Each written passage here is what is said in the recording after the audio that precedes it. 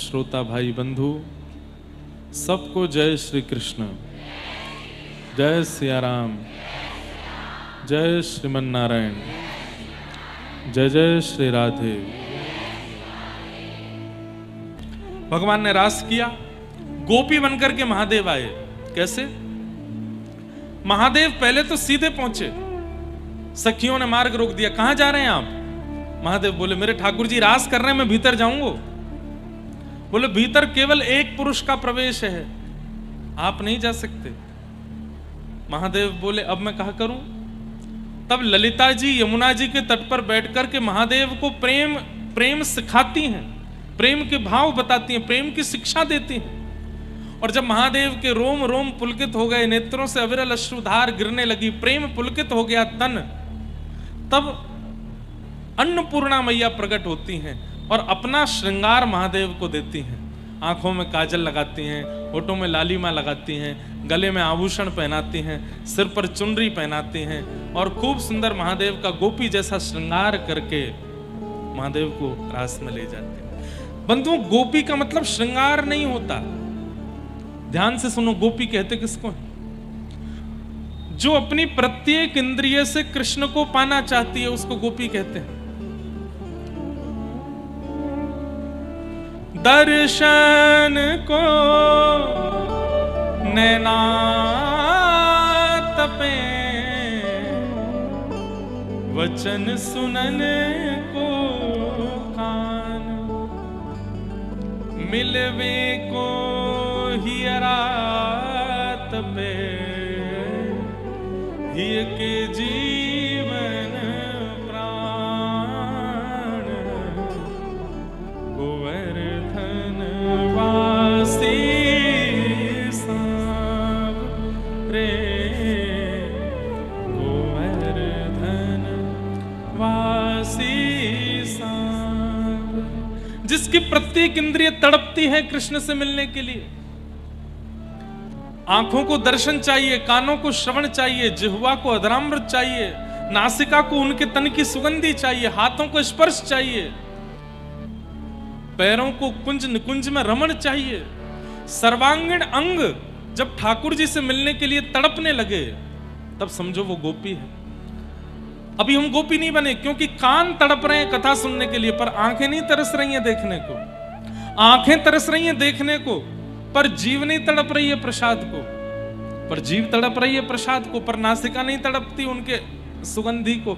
एक एक अंग को और कुछ भाई ही ना, केवल श्याम सुंदर से मिलित वस्तु ही चाहिए। वो गोपी है, वो गोपी।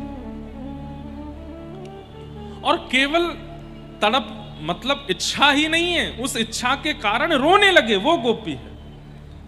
महादेव की स्थिति ऐसी हो गई, अरे कोई श्याम सुंदर को दे दो, अरे कोई श्याम सुंदर को मेरे हृदय से लगा दो, अरे मेरे नेत्रों में बड़ी जलन है रही है, श्याम सुंदर दिखाए दो, अरे कोई श्याम सुंदर को नाम सुनाए दो, अरे कोई उनके चरण की सुगंधी ले आओ। जब ऐसे भाव विह्वल हो गए, विहरणी गोपी बन गए, तब ललिता जी बोली अब आप रास में जा सकते हो, अब आप गोपी बन गए। इसका मतलब क्या? पहले तो संबोधन किया कि आप पुरुष हो और अब कह रही हैं आप गोपी बन गए हो। मतलब गोपी स्त्री नहीं है, प्रेम विरह में जो व्याकुल है वो गोपी है। प्रेम विरह में जो व्याकुल है वो गोपी है।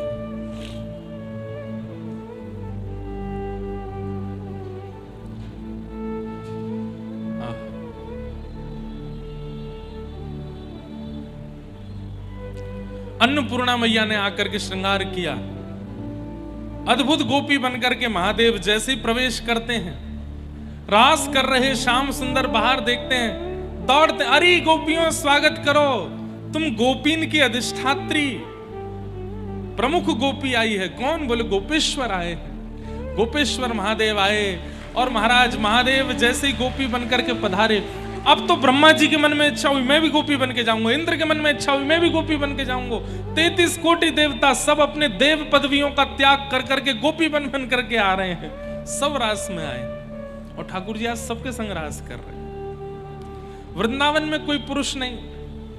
मीराबाई वृंदावन में जब रहती थी तब एक आचार्य चरण का दर्शन करने गई। वो आचार्य चरण स्त्रियों से नहीं मिलते थे। तो जैसी द्वार पर पहुंची तो द्वार पे जो सेवक थे उन्होंने कहा, क्षमा करें, हमारे गुरुदेव स्त्रियों से नहीं मिलते। मीराबाई बोली, अच्छा, मुझे तो लगता था वृंदावन में एक ही पुरुष है, कृष्ण। आज पता चला तुम्हारे गुरुजी भी पुरुष हैं, वृंदावन में उनके अलावा भी कोई पुरुष है। ठीक है भैया, गलती हो गई, नहीं आएंगे। वो तो गई, उन सेवकों ने जाके भीतर बताया, बोले कि मीराबाई कह के गई है वृंदावन में कृष्ण पुरुष हैं, उनके अलावा कोई और पुरुष है भी, ये तो पता ही नहीं था, आज पहली बार पता चला आपके गुरुजी पुरुष हैं। ये बात सुनते ही उन गुरुजी का सारा मान टूट गया। इतने वर्षों से भजन कर रहे थे, लेकिन आज मीराबाई की इस वाणी को सुनकर के नेत्र पुलकित हो गए। बोले, मैंने आज तक नियम रखा कि मैं स्त्रियों को नहीं देखूंगा, लेकिन आज इस नियम को तोड़ूंगा और सबसे पहले उसी स्त्री को देखूंगा जो बाहर आकर के ये बोल के गई है। और वही आचार्य गए मीराबाई से मिलने। बाई साहब बोली, इस वृंदावन में कोई पुरुष नहीं है, सब स्त्री है, एक ही पुरुष है, पुरुषोत्तम कृष्ण। अगर आप ये पुरुष का अभिमान लेकर के वृंदावन में आए हो तो फिर वृंदावन से बाहर जाके रहिए। अब इस बात को गलत रूप में मत लेना। आजकल कई हमारे भाई लोग जो है वो गोपी बने डोल रहे हैं वृंदावन में, ऐसे नहीं। गोपी भाव प्रदर्शन का विषय नहीं है, ये तो जितना हो सके गोपनीय रखने का विषय है। अरे प्रकट रूप में तो पुरुष के रूप में ही घूमो, लेकिन मन से तो गोपी बन करके रहो। गोपी का मतलब मैंने बताया, जो तड़पे कृष्ण के लिए, नेत्रों से, जिह्वा से, नासिका से, कानों से, हाथों से, पैरों से, प्रत्येक इंद्रिय से केवल कृष्ण को चाहे। भूख लगी है भोजन की नहीं, कृष्ण दर्शन की। प्यास लगी है भोजन की नहीं, जल की नहीं, कथा की, वो गोपी। एक बार हमारे जैसे महादेव गोपी बनते हैं, एक बार हमारे ठाकुर जी महादेव बने थे। सुनिए आपने कथा, हमने सुनाई है एक बार। श्री मलुकदास जी का पद है। एक बार हमारे ठाकुर जी गोपी बने, एफ लो, बहुत अच्छा। लाला नंदगांव में विराज रहे।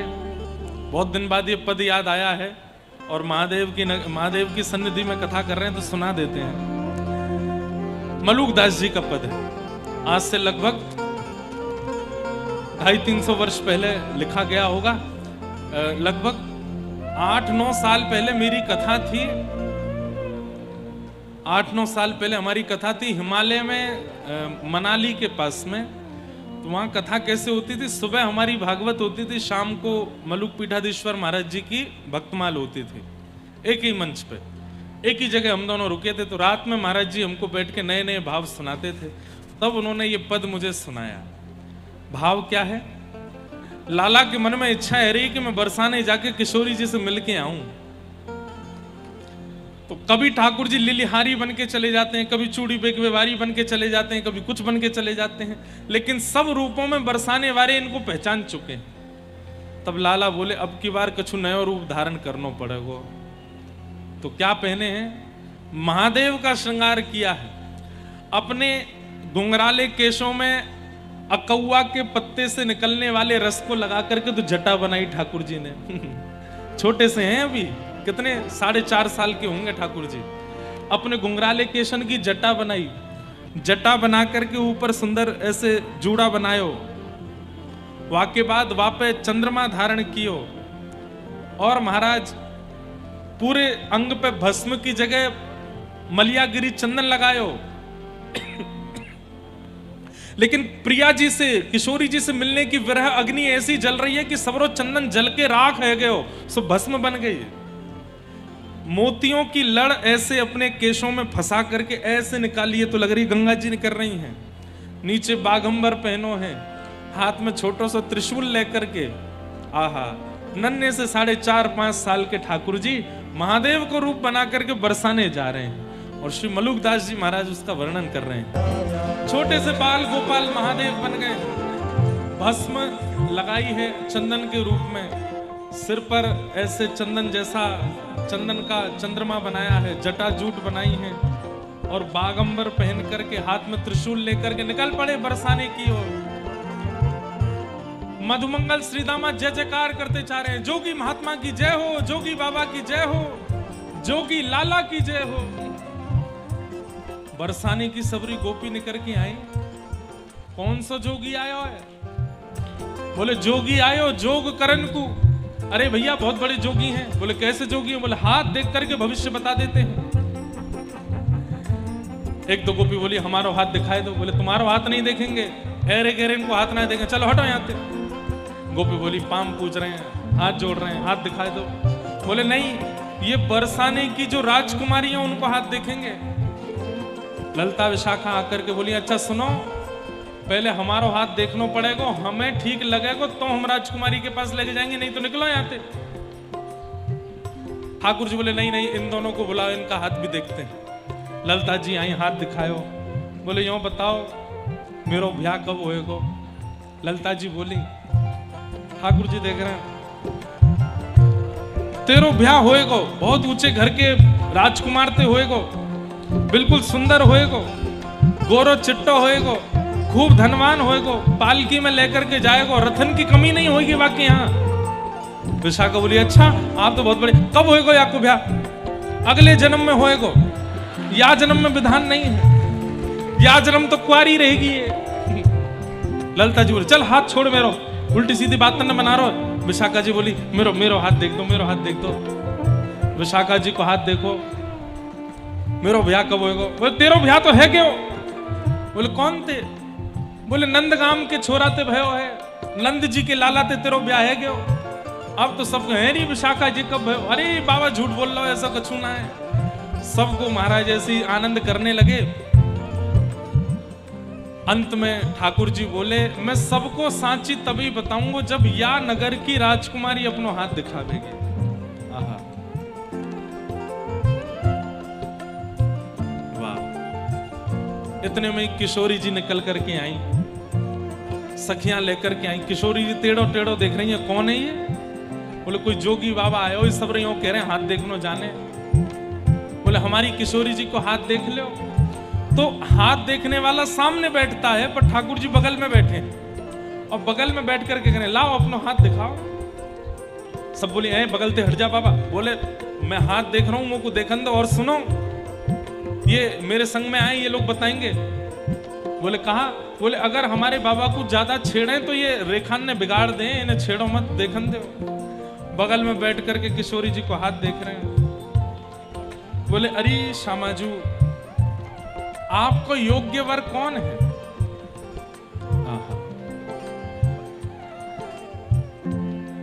नेक ऊंचो मुंह करो। किशोरी जी ने ऊंचो मुंह कियो। नेक दाएं को घुमाओ। बोले दाएं को घुमा लियो। नेक बाम को घुमाओ, बाम को घुमा लियो। आपकी बगल में कोई जोगी आकर के बैठेगो, वाके जटान में ते गंगा निकल रही होगी, वाके माथे पे चौथ को चंद्रमा विराज रहे होगो, वाके अंग पे भस्म लग रही होगी, कमर पे बागंबर पहन के आए होगो। ऐसा कोई भी व्यक्ति आपके बगल में आए के बैठे, वासे तत्क्षण ब्याह कर लियो, वही आपके काजे योग्य वर है। सबरी सखी बोली अरे दारी के अपने काजे कहरो दिखे, अरे कैसे जोगी लेके आए हो? सोहे बाम भाग में प्यारी, मानवर धंग सवारी। ओ सोहे बाम भाग में प्यारी, मानवर धंग सवारी। हाँ सोहे बाम भाग में प्यारी, मानवर धंग सवारी।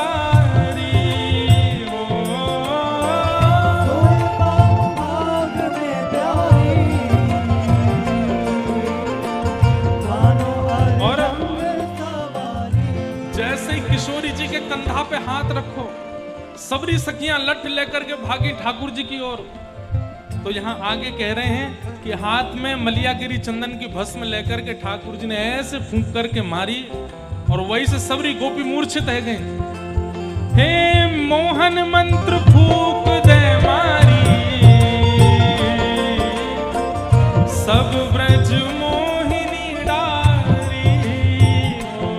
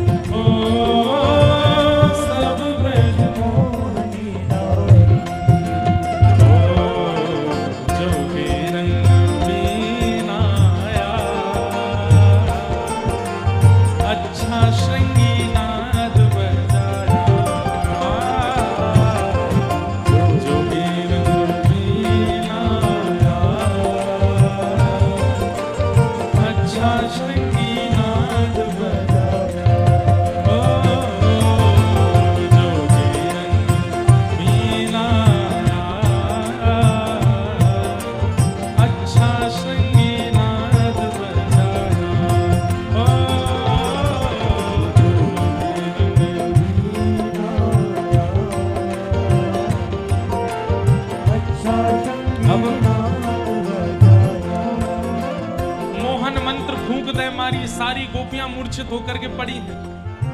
किशोरी जी तो चिल्लाने लगी, अरे वृषभानु बाबा, अरे कीर्ति मैया, देखो कैसो जादू मंत्र फूकवे वारो आयो, मेरी सबरी सखी बेहोश कर दे। ठाकुर जी ने हाथ पकड़ो, अरे अरे श्यामा जी बैठो, अपनो पूर्ण मुंह पे जो चंदन वंदन लगा के आए, भस्म भस्म सब मिटाई, बोले मैं आयो हूं कन्हैया। किशोरी जी ने कही, है ये रूप बदल करके जोगी बन के तुम आए हो? बोले हम बे। अरे श्यामा जी बहुत दिनाते दर्शन करवे की इच्छा है रही, तो मन में भाव आयो कि आपके दर्शन करवे आए जाऊं। अरे अरे श्याम सुंदर, इतनो श्रम कियो, नहीं दिखाओ तो। सामने ठाकुर जी खड़े हैं त्रिशूल लेकर के, और किशोरी जी दर्शन कर रही है। आहा, ये जटाकाई की बनाई, ठाकुर जी सब बता रहे, अकौआ के वो लगाए या मैं। अच्छा ये गंगा जी कैसे निकल रही है? बोले ये मोतीन की बनाई है मैंने। और ये भस्म कहां से आएगी? बोले चंदन लगाया मैंने, लेकिन आपसे मिलवे की ऐसी वेदना है रही कि वह वेदना की अग्नि में चंदन जल के भस्म बन गए हो। किशोरी जी बोली, कहा अभिलाषा है? बोले ने चरण छुए को दे दो, छू ले। ठाकुर जी ने चरणन में प्रणाम कियो, किशोरी जी ने उठाए के हृदय से लगायो। आकाश से श्री उमा पार्वती प्रकट होकर के पुलकित नेत्रों से दर्शन कर रहे हैं, ठाकुर जी की बलैया ले रहे हैं। बोले जय हो सरकार, आज हमारा रूप धारण करके गए हैं किशोरी जी को दर्शन करवे। जैसे ही श्री जी ने अंग सो लगायो, वाके बाद में कितने सुंदर शब्द हैं। ठाकुर जी की हालत कैसी है गई?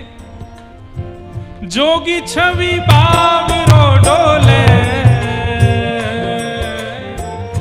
राधे राधे राधे बोले, ओ जोगी छवि बावरो डोले, राधे राधे राधे बोले। जैसे कोई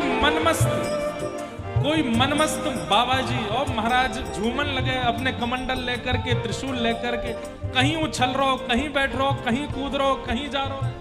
ठाकुर जी की हालत ऐसी है गई। यशोदा मैया कहीं, अरे लाला कहां से आयो? ठाकुर जी कह रहे, अलग निरंजन मैया, आज तेरो लाला जोगी बन गयो, हिमालय की खोज कर रहा हूं मैं, वहां जाकर के श्री प्रिया जी, श्री जी को ध्यान धरूंगा मैं। अरे मैया, तू कुछ जो वरदान चाहिए मुझसे मांग ले। हे जोगी छवि बावरो डोले, राधे राधे राधे बोले, ओ जोगी छवि बावरो डोले, राधे राधे राधे बोले। जोगी सब संतों दा प्राणा, शरण मलूक ने माना, हो जोगी सब संतों का प्यारा, शरण मलूक ने माना। अरे हाँ, शरण मलूक ने माना, हो शरण मलूक ने माना।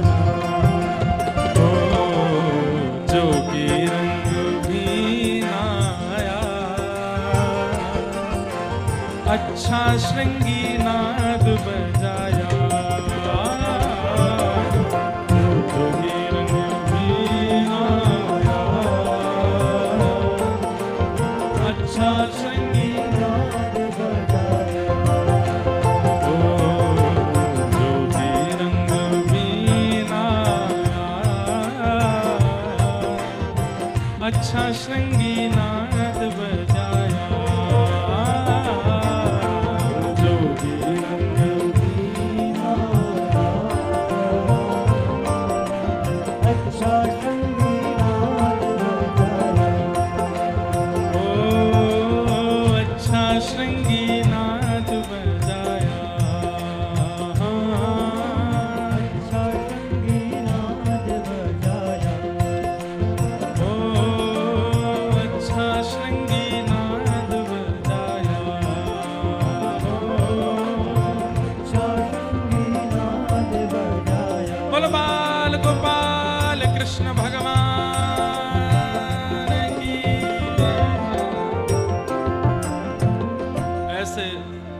ठाकुर जी जोगी बन करके गए। बोलो जोगी कृष्ण भगवान की।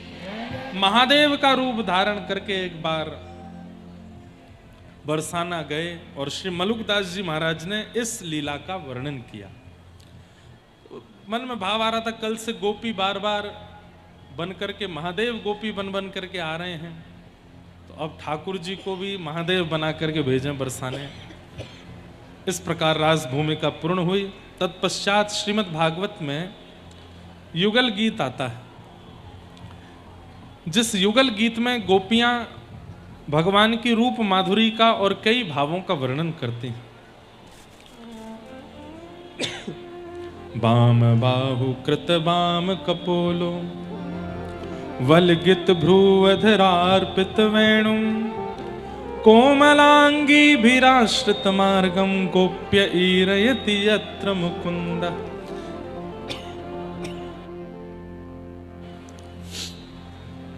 बाम बाहु कृत बाम कपोलो। अब यहां तीन बातों का ध्यान रखना।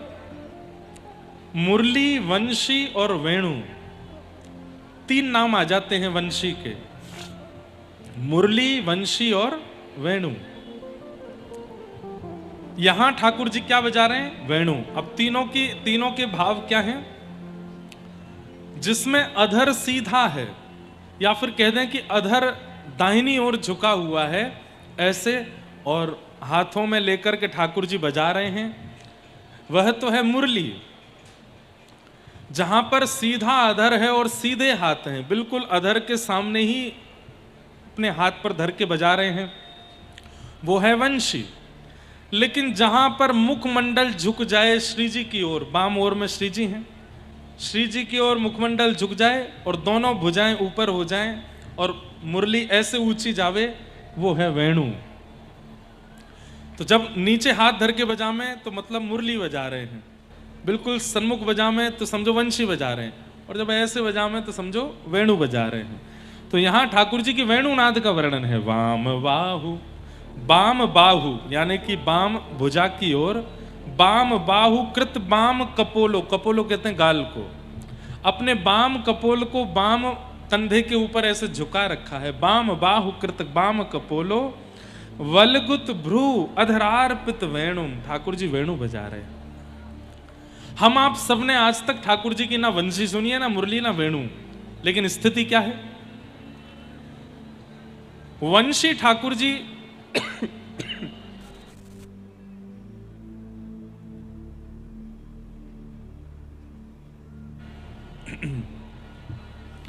वंशी ठाकुर जी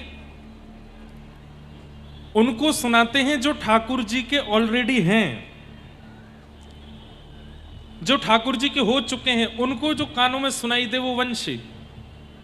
जो ठाकुर जी के नहीं है पर ठाकुर जी उनका हरण करना चाहते हैं तो उनको मुरली सुनाते हैं।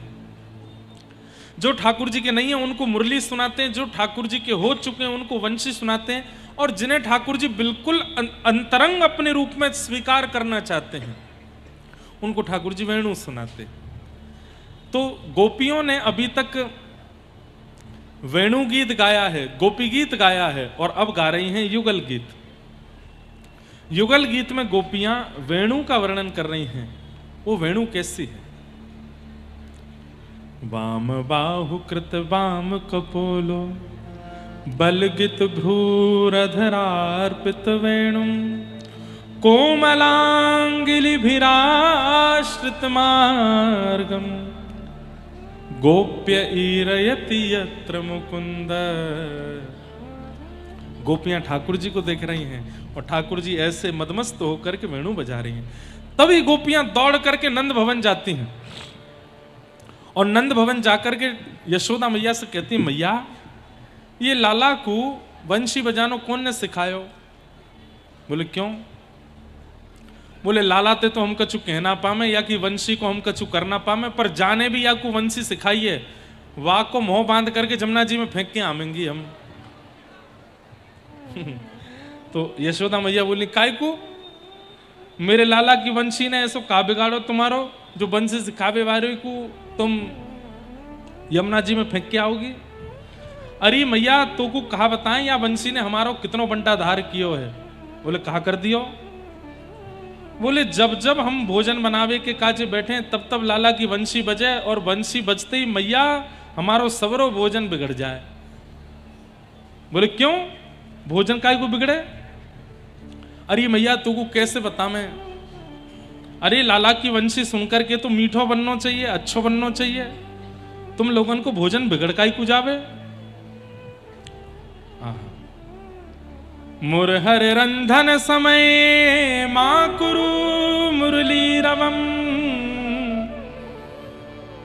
गोपियां कह रही हैं जब हम भोजन बनायो करें तब अपने लाला से कह दो वंशी नाए बजायो करे। मैया बोली क्यों? अच्छो बनता होगा भोजन तो वंशी की धुन सुन के। गोपियां बोली अच्छो तो कहा बता मैं बन ही ना पावे। बोले क्यों? या कि वेणु की धुन सुनकर के मैया हमारी अग्नि में जल रहे कंडा और लकड़ी में तो पानी निकलने लगे, सबरी लकड़ी बुझ जाए, सबरे कंडा बुझ जाए, चूल्हे में अग्नि रही ना पावे, उनमें ते सुंदर सुंदर जल प्रवाह है वे लग जाए। अब अग्नि प्रज्वलित नहीं होगी तो फिर भोजन कैसे बनेगा? और फिर सास डांटे, ससुर डांटे, पति डांटे, बालक रोमे।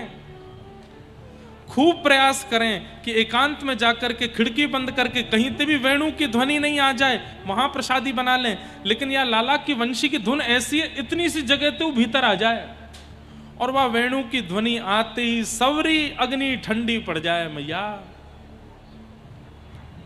सोचो ठाकुर जी की वंशी कैसी है। तो मैया हमको यूं बताओ, या लाला को वंशी बजानो सिखाया कौन ने? बा गुरुदेव के मुंह में कपड़ा बांध के जमुना जी में फेंक के आएंगी हम। तो यहां यशोदा मैया बता रही हैं कि लाल जी ने वंशी कहां सीखी है।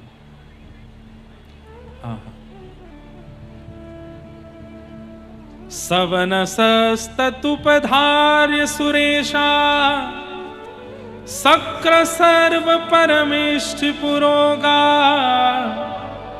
कवय आनत कंधर चेता कश्मलम ययुर निश्चित तत्वा।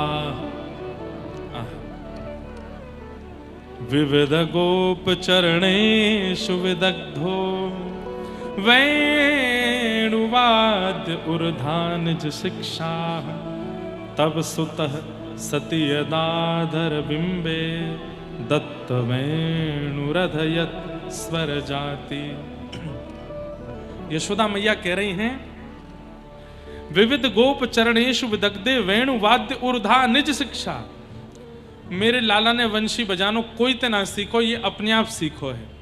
अरे भागवत जी की माने तो वेणु की रचना, वेणु का निर्माण भी श्री कृष्ण से ही हुआ है। ऐसी कथा बताते हैं कि एक बार गैयाओं ने जाकर के ठाकुर जी से शिकायत करी। ठाकुर जी बोले कहा भयो कौन ते डर लगे तुम्हें? बोले संसार में कोई तो डर ना लगे, एकमात्र या बांस ते डर लगे।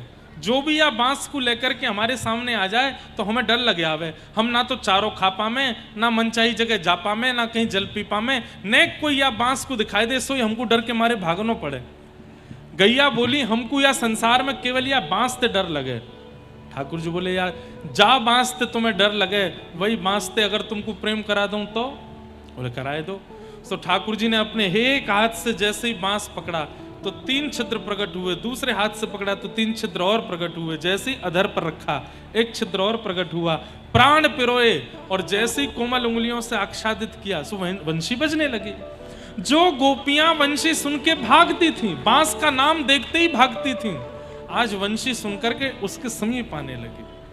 ठाकुर जी ने वंशी का निर्माण भी गोपियों को प्रेम देने के लिए करवाया। किन गोपियों को भय लगता है बांस से, इसी बांस से इनको प्रेम करवाऊं या बांस को इनकी सेवा में लगाऊंगा मैं, इसलिए ठाकुर जी ने वंशी का निर्माण। तो यशोदा मैया कह रही है कोई तो सीखो ना है, वो खुद जाने बजानो। और वही ने वंशी बनाई है, वहां से पहले वंशी नाम को साज हो ही ना हो, लाला ने निर्माण किया निज शिक्षा। ठाकुर जी जब वंशी बजाते हैं तो क्या होता है, तो आगे वर्णन कर रहे हैं। सवन सस्तुपधार्य सुरेशा सक्र सर्व परमेष्ठ पुरोगा कवय आनत कंधर चित्ता कश्मलम ययुर निश्चित तत्वात्। ठाकुर जी जब वेणुनाद करते हैं, वंशीनाद करते हैं, तो आकाश मार्ग में देवी देवता प्रकट हो जाते हैं और संगीत के अधिष्ठात्री देवी सरस्वती प्रकट होकर के कान लगा करके सुनती हैं और ठाकुर जी के वेणु से सीखती हैं कि आगे कौन सा राग निर्माण करना है, इस राग में स्वर कैसे। ठाकुर जी उनको सिखाते हैं। आदि कवि ब्रह्मा हाथ में कलम पत्र लेकर के लिखने लगते हैं, कौन सा स्वर बजाया, कौन सी धुन बजाई ठाकुर जी ने। इंद्र आदि देवता नेत्र सजल हो जाते हैं, मृदंग आदि बजाने लग जाते हैं ठाकुर जी की वेणु सुन करके। ऐसी ठाकुर जी की मधुर वेणु बजती है। इस प्रकार भगवान की वेणु का वर्णन कर रहे हैं। अब यहां पर वर्णन एक कथा का और आता है। एक दिन सबरे ग्वाल बालों ने जाकर के श्री जी की सब सखीन को चुनौती दे दी। बोले कहा, या व्रजमंडल में हमारे लाला से बड़ो संगीतकार कोई नहीं है। ललता विशाखा बोली, ज्यादा बात मत बनाओ, हमारी श्री जी जादना आ गई ना, सबरी बंसी धरी रह जाएगी। अरे हमारो लाला जब वंशी बजावे ना, तू वाकू मत देखे कर, तू आकाश में सिर उठाए के देखे कर, तो को ब्रह्मा सरस्वती आदि सब देवी देवताओं के दर्शन हो जाएंगे आकाश में। विशाखा बोली, अभी तेने हमारी किशोरी जी को भी संगीत ना सुनो है, जादना सुन लेगो ना लाला की वंशी भूल जाए वो। तो ललता विशाखा और यहाँ मधुमंगल श्रीदामान में आपस में भिड़ंत है गई। बोले एक दिन फिर एक कार्यक्रम रखो, लाला वंशी बजाएगा, तुम्हारी श्री जी जो साज बजानो चाहे बजावन। ठाकुर जी अपनी वंशी लेके आए, किशोरी जी वीणा लेकर के आई हैं। मलुकपीठ वाले महाराज जी एक बार बता रहे थे कि रामावतार में जानकी जी वंशी बजाती हैं और राम जी वीणा बजाते हैं। तब आपस में एक दोनों की डील हुई, तो राम जी ने सीता जी को वीणा बजाना सिखाया और श्री सिया जी ने राघव जी को वंशी बजाना सिखाया। उसी का परिणाम द्वापर में हुआ कि ठाकुर जी वंशी वादन करते हैं और श्री जी वीणा वादन करते हैं। आज सब ग्वाल बालों ने एक योजना बैठाई। ठाकुर जी अपनी वंशी लेकर के बैठे हैं और सामने श्री जी अपनी वीणा लेकर के बैठी हैं। लाला तो एक बार बजाए दे, वंशी बजाए दे, इन सब सखीन को दिखा दे, आकाश में देखियो सबरे देवता प्रकट हो जाएंगे अभी। ठाकुर जी ने जैसे ही वेणु बजाना प्रारंभ किया और बजाते बजाते जैसे ही बाम और झुके हैं और वेणु का नाद उच्च स्वर में होने लगा, अपने आप ठंडी हवा बहने लगी, यमुना जी का जल स्तब्ध हो गया। जितने भी शोरगुल थे, चाहे वो वायु से आने वाला हो, चाहे वो बादलों से आने वाला हो, सब शांत हो गया। आकाश में धीरे धीरे देवता प्रकट होने लगे, महादेव प्रकट हो गए, इंद्र प्रकट हो गए, ब्रह्मा जी प्रकट हो गए, सरस्वती प्रकट हो गई, एक साथ सूर्य चंद्र दोनों प्रकट हो गए। सारी ऋतुएं, यहां पर शिशिर ऋतु है, यहां पर शरद ऋतु है, यहां पर ग्रीष्म ऋतु है, सारी ऋतुएं एक साथ प्रकट हो गई। आधे व्रजमंडल में अंधेरा, आधे व्रजमंडल में प्रकाश। अद्भुत!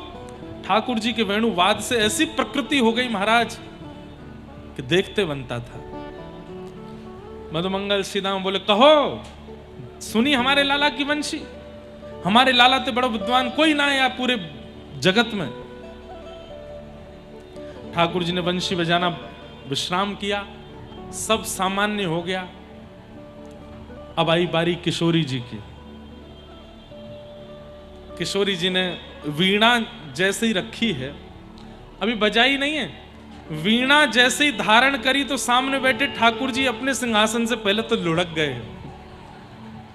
मधुमंगल, ए लाला कहा करे अपनी नाक, ना ना ना, वो वीणा धारण करके जिस अदा में बैठी है उसको देख करके ठाकुर जी मूर्छित होने लग गए। मधुमंगल बोलो, लाला अभी तो वीणा धारण करिए, बजावेगी तो क्या होएगा, तुम वो पकड़ के रख, बस मैं गिर नहीं जाऊं। ऐसी सुंदर शोभा लग रही है श्री जी की, मैं कहा बताऊं। लाला तू हमारी नाक बचा ले, तेरी इतनी अभी अपने नाक ऊपर उठाई ली है। बोले अब या मैं कहा करूं, ये बजावेंगी वाके बाद कहा होगा, मुंह का पतो। किशोरी जी ने जैसे ही अपनी कोमल उंगलियों को तारों पर आच्छादित करके एक झंकार मारी, ब्रह्मांड का भेदन हो गया, सारे देवता नीचे गिर पड़े। जितने आकाश में खड़े थे सब नीचे आ गए। ब्रह्मा आदि देवता सब हाथ जोड़ करके खड़े हो गए, सरस्वती चरणों में आकर के पड़ी है। मधुमंगल टेक लगा करके बैठो, लाला गिर मत जाइयो। लेकिन थोड़ी देर में देखे लाला तो अनुभव ही ना रो, देखिए तो ठाकुर जी भी नहीं है, ठाकुर जी कहाँ बहुत चरणन में बैठे हैं, अपनी वंशी जी चरणन में पधराए कर केवल एक झंकार मारी है किशोरी जी ने। वीणा ले के गावे किशोरी राधे, वीणा ले के गावे किशोरी राधे, वीणा ले वीणा ले। अरे सारे भाव नाचने के नहीं होते, बैठो ताली बजाओ। आगरा वाले इनको तो भैया अलग ही नाच चढ़ो, कछु गा दो नाचेंगे। वीणा ले के गावे किशोरी राधे, वीणा ले के गावे किशोरी राधे, वीणा ले के गावे किशोरी राधे, वीणा ले के गावे किशोरी राधे। ताल बंधान मधुर मनोहर, ताल बंधान ताल बंधान मधुर मनोहर, वेणु सरस बजावे किशोरी राधे, वेणु सरस बजावे किशोरी राधे, वीणा ले के गावे किशोरी राधे, वीणा ले के गावे किशोरी राधे, वीणा ले के गावे किशोरी राधे, वीणा ले के वीणा ले के गावे। किशोरी जी वीणा बजा रही हैं, ठाकुर जी वंशी बजा रहे हैं, ललता जी मृदंग बजा रही हैं और सरस माधुरी जी नृत्य कर रहे हैं। अद्भुत भाव। तो वो तो या व्रजमंडल ने जगत ने ठाकुर जी की वंशी सुनी है, किशोरी जी की वीणा सुनी नहीं है अभी। नहीं तो ठाकुर जी की वंशी से तो इतना ही हाल भयो, ठाकुर जी की वीणा किशोरी जी की वीणा से कहा हो तो अरे जाते ब्रह्मांड को भेदन है कि सबरे देवता पृथ्वी पर आ गए, सोचो कैसी वीणा होगी। ऐसी हमारी किशोरी जी की वीणा, ऐसी मधुर मधुर लीलाएं कुछ व्रज लीलाओं में सुनाई जाती हैं। सबको प्रणाम। आगे बंधुओं, अब कंस ने, अब हम कथा थोड़ी जल्दी जल्दी भगाएंगे, बहुत पीछे रह गई है। कंस ने धनुर्यज्ञ का कार्यक्रम किया, जो महादेव ने धनुष दिया था उसका एक यज्ञ किया और उस मेले में कई लोगों को उपहार देने के लिए बुलाया, जिसमें पुरस्कार देने के लिए कृष्ण और बलराम को वृंदावन से बुलवाया गया। किस लिए पुरस्कार दे रहे हैं? बोले हमने सुना था कि इंद्र ने बहुत तेज बारिश की तो आपके बालकों ने गिरिराज पर्वत उठाया, यमुना में कालिया नाग आ गया था, इन्होंने उस नाग को भगा दिया, इसलिए हम इन बालकों को व्रज की रक्षा करने हेतु पुरस्कार देना चाहते हैं। इस निमंत्रण पत्र के साथ ठाकुर जी को बुलवाया जा रहा था मथुरा। निमंत्रण पत्र लेकर के आए कौन? अक्रूर जी महाराज। अक्रूर जी महाराज वृंदावन आए। वृंदावन आकर के नंद बाबा से कही, कंस ने आपके दोनों बालकों को पुरस्कृत करने के लिए बुलाया है, कारण इस पत्र में लिखा है।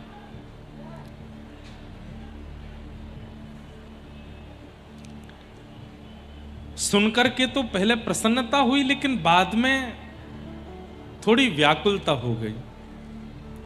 हमारे बालक मथुरा जाएंगे, उस दुष्ट कंस के पास जाएंगे। और ये खबर जैसे ही पूरे व्रजमंडल में पहुंची, सारे ब्रजवासी भावुक हो गए। नंद बाबा को समझाने लगे, हम अपने लाला को नहीं भेजेंगे और आप मना कर दो अक्रूर जी सो, लाला नहीं जाएगा मथुरा, लाला यहीं रहेगा हम लोगों के पास में, हमें कोई पुरस्कार नहीं चाहिए। जब सब ब्रजवासी ठाकुर जी के बिल्कुल विरोध पक्ष में आ गए तो ठाकुर जी को अचानक से नारद जी का दर्शन हुआ। एकांत में गए, नारद जी से मिले। नारद जी बोले, जय जय, यहां व्रजमंडल में बैठे रहोगे, इन ब्रजवासियों के बीच में बैठे रहोगे तो आगे की लीला कैसे होगी? आपको भी मथुरा जाना है, पृथ्वी का भार हल्का करने आए हैं आप। ठाकुर जी बोले, तो मैं कर नहीं रहा हूं, पूतना मारी, अगासुर मारा, धेनुकासुर मारा, इतने सारे असुर मार दिए सब वृंदावन में रह के। अच्छा, उस जरासंध को कैसे मारोगे? उस जरासंध की सेना में अनंत पृथ्वी के भार बने हुए ऐसे ऐसे जीव हैं, उनको कैसे मारोगे आप? ठाकुर जी बोले भैया तू ही बता क्या करूं। बोले आपको व्रज से बाहर जाना पड़ेगा, क्योंकि व्रजमंडल में आप अपने ऐश्वर्य को प्रकट नहीं कर रहे हो। ठाकुर जी ने व्रजमंडल में ऐश्वर्य प्रकट नहीं किया, अपना प्रभाव प्रकट नहीं किया। व्रज में ठाकुर जी स्वभाव की प्रधानता में रहते हैं। इन ब्रजवासियों के प्रेम के आगे आप ना तो अपना प्रभाव प्रकट कर पाओगे, ना अपना ऐश्वर्य प्रकट कर पाओगे, और पूरे विश्व के कल्याण के लिए जो आपको करना है आप नहीं कर पाओगे। नाथ मेरी आपसे प्रार्थना है, अब आपको व्रज से जाना पड़ेगा। जरासंध का वध करना है। जरासंध को 16 बार उसकी सेना में आए हुए बड़े बड़े राक्षसों का वध करना है। समुद्र के बीच द्वारिका नगरी का निर्माण करना है।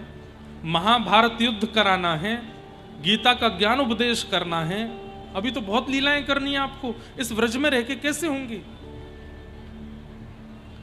प्रेम में व्यक्ति प्रभाव प्रकट नहीं कर सकता, और यदि प्रेमी व्यक्ति प्रभाव प्रकट कर रहा है तो वो प्रेमी नहीं हो सकता। कैसे?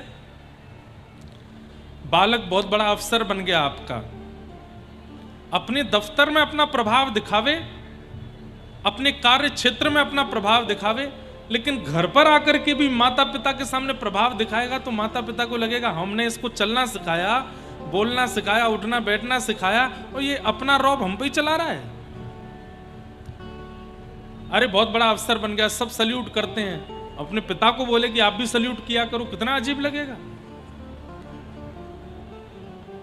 जहां प्रेम होता है वहां प्रभाव का प्रदर्शन नहीं होता, वहां ऐश्वर्य प्रकट नहीं किया जाता। इसलिए ठाकुर जी ने मन में विचार किया कि अब व्रज से जाना ही पड़ेगा। अरे गिरिराज उठा करके बोलता हूं कि मैं जय जय हूं तो ये मानते नहीं। गीता का ज्ञान यमुना के तट पर खड़े होकर के दूंगा, ये सुनेंगे? नहीं सुन सकते। बंधुओं एक बात कहूं, प्रेमी व्यक्ति अंधा, बहरा, गूंगा सब हो जाता है। उसको हर स्थिति में केवल प्रेम दिखता है, प्रेम के अलावा कुछ नहीं दिखता। प्रेमी को ज्ञान नहीं दिखता, प्रेमी को वैराग्य नहीं दिखता, केवल प्रेम दिखाई देता है। ठाकुर जी ने मन में विचार किया, इस संसार में प्रेमी लोगों की संख्या 2% होगी बस।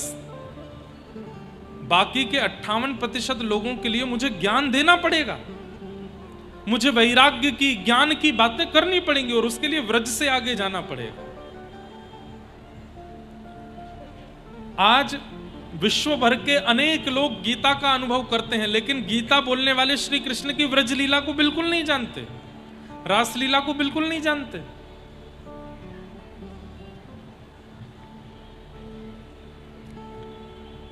अक्रूर जी महाराज आए, ब्रजवासी और नंद बाबा सब मना करने लगे, हमें ना भेजनो, हमें ना भेजनो।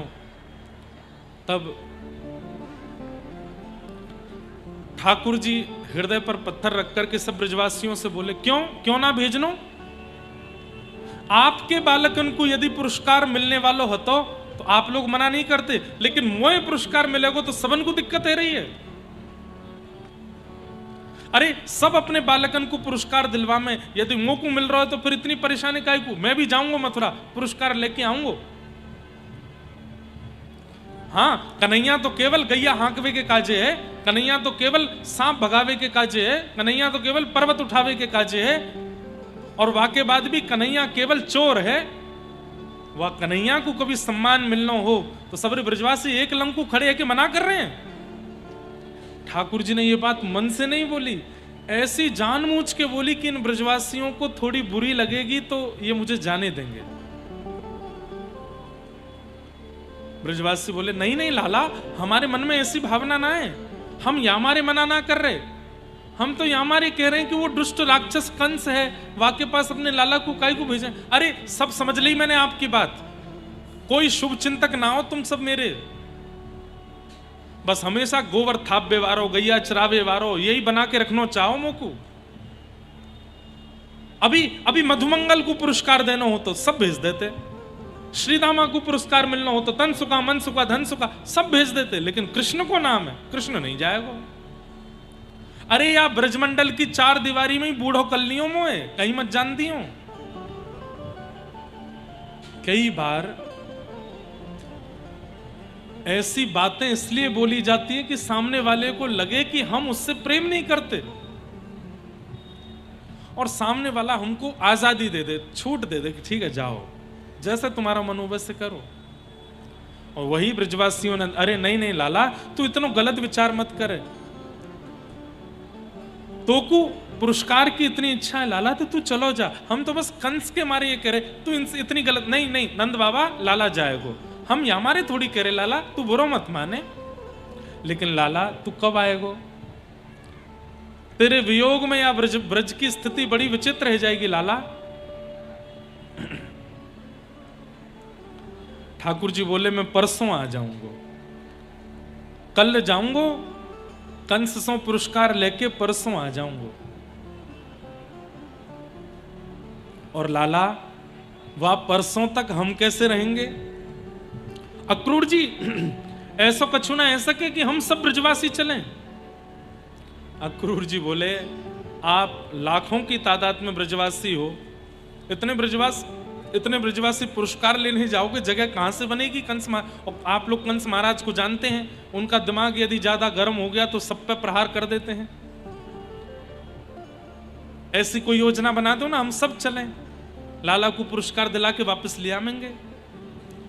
नहीं सब तो नहीं जा सकते। ठाकुर जी बोले नहीं कोई नहीं जाएगा, अब मैं बड़ो है गऊ, मैं अकेलो जाऊंगा, और ज्यादा से ज्यादा दाऊ दादा मेरे संग जाएंगे और कोई नहीं जाएगा। अरे अब बड़ो है गऊ ने बाहर निकलनो सीखन दो, मैं जाऊं पुरस्कार लेके आऊंगा, और जब लेके आऊं तो खूब स्वागत करियो मेरो। कैसे भी ब्रजवासी चाहते नहीं है कि कन्हैया जावे। रात भर सब ब्रजवासी वहीं नंद भवन के द्वार पर बैठे हैं। यशोदा मैया शांत बैठी हैं, कुछ कह नहीं रही हैं। लाला के वस्त्र सजा रही हैं, सुबह पहन के जाने हैं, आभूषण निकाल रही हैं। लाला ये वारो पहन के जाएगो कि ये वारो पहन, मैया जो तेरो मन हो दे दे। लेकिन सबसे ज्यादा भारी हृदय है ठाकुर जी का। क्यों? ये अंतिम रात है वृंदावन की। बंधुओं अब ये बात कहने में हमको अनुचित लगती है, हमारे ठाकुर जी कभी वृंदावन से बाहर जाते ही नहीं है, लेकिन फिर भी लीला प्रसंग के अनुसार गए तो हैं। यशोदा मैया रोज लाला को अपने पास सुलाती हैं। आज यशोदा मैया के हृदय से लग करके, यशोदा मैया के वक्ष पर अपना मुख रख के ठाकुर जी इतने कस के मैया को पकड़ के सो रहे हैं। क्यों? अब वर्षों तक मैया का स्पर्श नहीं मिलेगा।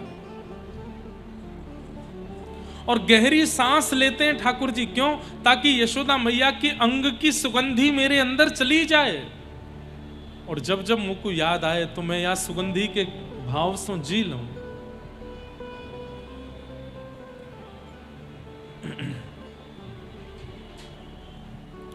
प्रातः काल का समय हुआ, ठाकुर जी ने अपना श्रृंगार किया। श्रृंगार करके जैसे ही नंद भवन से बाहर निकले, लाखों ब्रजवासी खड़े हैं, नेत्रों में बस आंसू भरे हैं, कोई अपनी पलक झपका नहीं रहा है, सब ठाकुर जी को टकटकी लगा करके देख रहे हैं, और बस ये सोच रहे हैं कि हमारी रूप दशा देख करके कन्हैया के मन में दया आ जाएगी तो ये रुक जाएंगे, नहीं जाएंगे आगे। लेकिन ठाकुर जी नीची नजर करके किसी को बिना देखे आगे बढ़ते जा रहे हैं।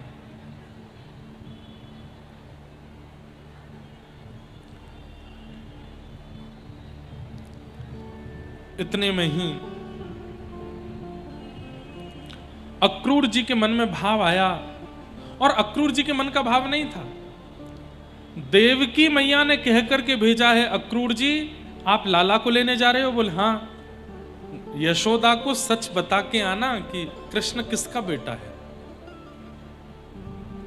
इसलिए नहीं कि मुझे कोई प्रतिस्पर्धा है, मुझे कोई ऐसा बताना है कि ये मेरा लाला है, नहीं, इसलिए नहीं, बल्कि इसलिए कि यशोदा कहीं प्रतीक्षा में बैठी ना रहे कि कन्हैया आवेगा, क्योंकि अब कृष्ण को मैं जाने नहीं दूंगी, अब आएगा वो मेरे पास ही रहेगा। इसलिए यशोदा को बता के आना वो किसका पुत्र है।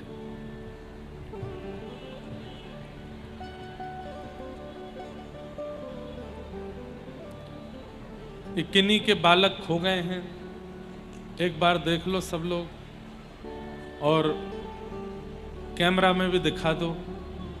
इनकी माताएं जहां, अच्छा नहीं, बालक मिल गया है, माता जी खो गई हैं। बालक तो मिल गया है, जहां कहीं भी इनकी माता जी हों, देख करके हाथ ऊपर करके या फिर किसी भी को भी संकेत करके, यदि बाहर भी हो, हमारी आवाज आ रही हो, क्या नाम है इनका, नाम पूछो।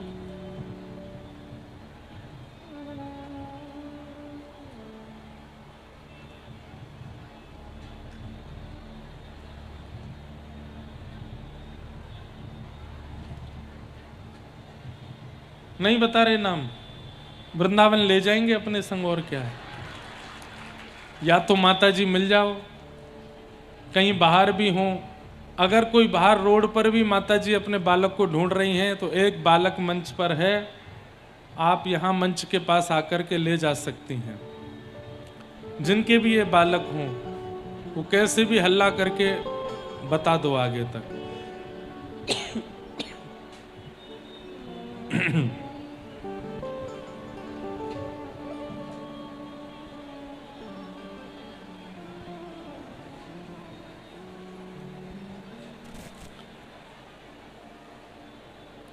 देवकी मैया ने इसलिए कहा है अक्रूर जी को कि यशोदा को बता के आना कि कृष्ण उनका पुत्र नहीं है, ताकि वो प्रतीक्षा ना करे। अक्रूर जी महाराज ने समय पाकर के भीतर गए और भीतर जाकर के यशोदा मैया से कहा, मैया आपको एक बात बतानी है। बोले क्या? 11 वर्ष 56 दिन पहले आपने सुना था कि कंस के कारागृह में देवकी और वसुदेव ने एक बालक को जन्म दिया।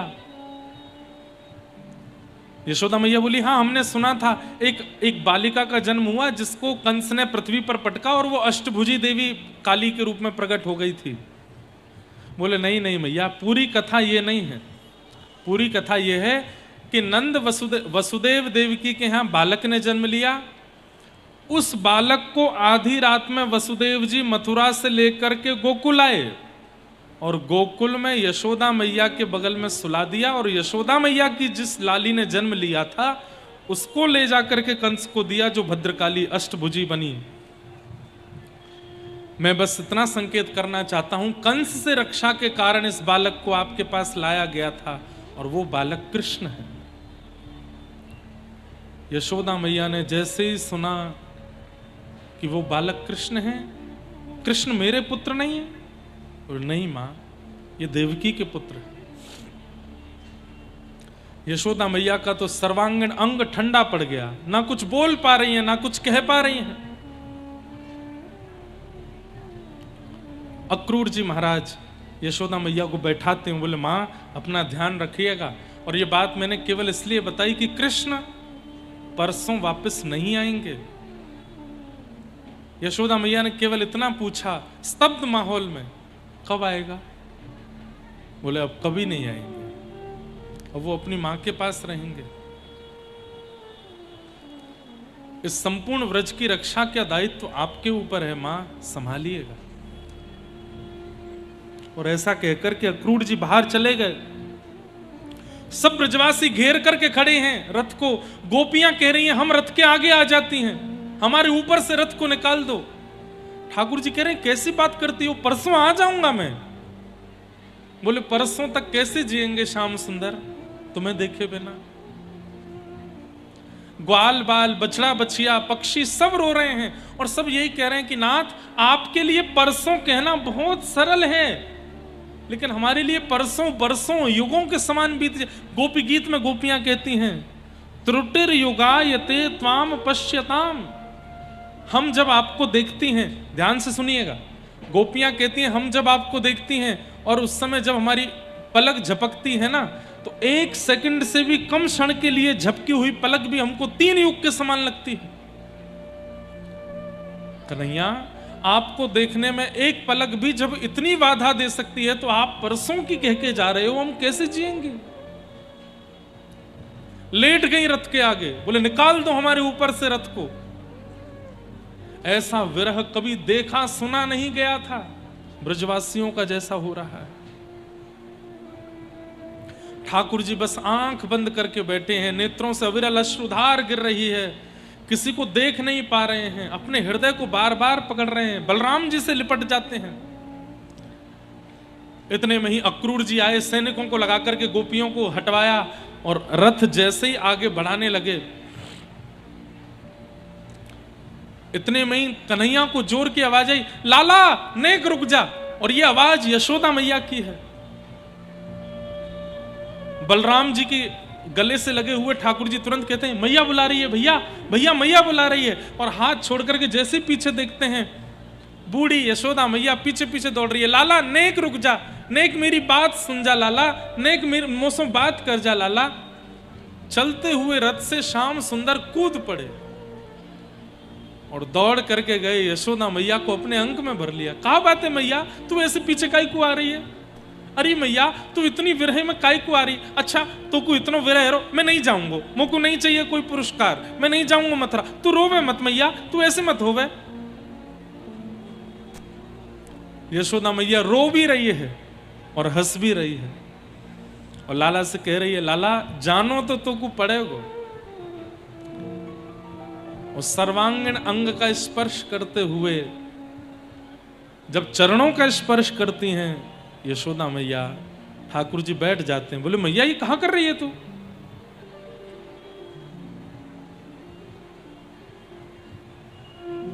कन्हैया मुकु आज 11 वर्ष 56 दिन बाद एक बात पतो चली है। बोले कहा कि तू मेरो लाला नहीं है, तू देवकी को लाला है। मुकु आज अक्रूर ने सब सच बता दियो, कंस से रक्षा करवे के काजे वसुदेव जी तो को लेके मेरे बगल में सुवाई के चले गए। तू मेरो पुत्र नहीं है। अब तो ठाकुर जी भी स्तब्ध हो गए। लाला मैं तोकू परेशान ना करना चाह रही, बस तो सो एक बात कहना चाहूं लाला। कहा तोकू बहुत पहले बाल्यकाल में ही पता चल गई कि तू देवकी को लाला है, तू मेरो लाला नहीं, तो तेने मुंह से ये बात क्यों छुपाई? अरे इतनी सारी स्मृतिन को अपने चित्त में लेकर के मैं अब कैसे जीऊंगी लाला? तू मुझको बाल काल में ही बता दे तो कि मैया मैं देवकी को लाला हूं, जब तोको पता चली तो वही समय मुझको संकेत कर दे तो मैं तोको स्वयं लेकर के देवकी के पास चली जाती। 1-2 वर्ष की स्मृतिन के संग में इतनी परेशानी नहीं होती। अब तेरो पूरा जीवन मैंने देखो 11 वर्ष को इतना बड़ो मेरो लाला है गयो, इतनी सब लीला मैंने देख ली, इतने तेरे भाव देख लिए, अब इन भावन को चित्त में लेकर के बाकी को जीवन कैसे जीऊंगी मैं लाला? लेकिन तू चिंता मत कर, मैं तुमको परेशान नहीं करूंगी। सर्वांगीण अंग का स्पर्श करते हुए यशोदा मैया कहती है, लाला अब तू जा, देवकी मैया के पास रहियो, खूब प्रेम करियो, और जैसे मुंह को सतावे वैसे मत सताइयो। पर लाला एक वस्तु मांग लूं तो सो। ठाकुर जी रो रहे हैं, कुछ बोल नहीं रहे हैं। मैया हाथ पकड़ के करी, लाला बोल ना, एक वस्तु मांग लूं तो सो। ठाकुर जी बोले, हाँ मैया बोलो। तू अब जीवन भर देवकी के पास रहियो, पर कभी यदि तेरे कान में खबर पहुंच जाए कि यशोदा मरवे वारी है, यशोदा की मरणासन स्थिति आ गई है, तो लाला तू वास में सब छोड़ के मेरे सामने आ जाइयो। बस मैं तो नित्य यमुना जी से प्रार्थना करूंगी, नित्य गिरिराज बाबा को मनाऊंगी कि मेरे प्राण तब तक मत निकारियो जब तक मेरो लाला नहीं आ जाए। और मेरो कन्हैया मेरे सामने आ जाएगो, वाके गोद में अपनो सर रख दूंगी, तो कुछ देखते देखते देखते देखते प्राण त्यागूंगी। क्यों? क्योंकि मैंने सुनी है लाला, अंते यामति सागति, अंत में जाकू देखते भाई प्राण निकले, अगले जन्म में वो तुम्हारो है जाए, या जन्म में तू मेरो लाला नहीं है पायो लाला, तो कुछ देखते भाई प्राण त्यागूंगी, तो अगले जन्म में तेरी मैया बन के आऊंगी, तो कुछ जन्म दूंगी लाला मैं, तू मेरे सामने आ जाइए। ब्रज के बिरहे लोग बेचारे ब्रज के बिरहे। अरे कोई गलती से कान्हा बोल देता है तो सब एक स्वर में रोने लगते हैं। ऐसी स्थिति हो गई है ब्रजमंडल की कि यहां गोविंद, गोपाल, कान्हा, केशव, मुरारी, मधुसूदन, मोहन, ठाकुर जी के जाने के बाद बोलना मना है। क्योंकि एक नाम भी यदि बोल देते हैं, एक का रोना प्रारंभ होता है और एक के साथ सबका रोना शुरू हो जाता है।